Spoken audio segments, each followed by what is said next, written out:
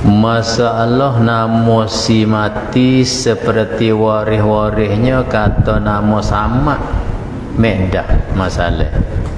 Kemudian balik kita nak hadiah falo atau baca talqin, kena pitah kedok sama jadi Ahmad atau Muhammad, medah jadi Hamidah atau Abidah masalah.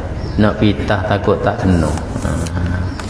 Ya gini, ya kalau buku hadiah pahala ni dah, ya duk keceknya kalau hak kita hadiah tu, hak tu dia panggil tak ada khilaf pada pihak siapa pahala baca kita tu pada al-muhdailah. Nah, siapa pahala. Cumanya hak dah jadi selisihnya hak tak ada hadiah. Hak tak ada hadiah tu selaginya kita pergi baca di kubur, tak hadiah pun tak apa. Tak hadiah pun tak apa. Siapa dah pahala dia. Gak kita ambil ukuran sama dengan hak baca kubur saat ni. Kalau kita baca rumah. Kita baca rumah ni, kita tak ada berlafaz dengan hadiah dah.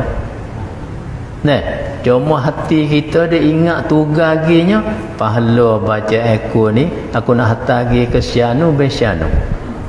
Bahkan kita sila rupa yang nampak dari otak kita, muka kita dah kenal sayang kita.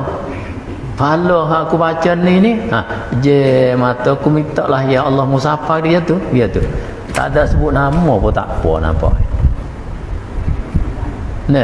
Tak sebut nama tak apa. Kerana apa? Niat hati kita, kosak hati kita pergi situ dah. Tak apa. Wa fadlullahi wasi'un. Lipah pemberian Allah Ta'ala tu luas. Lalu tu kita kata tak apalah.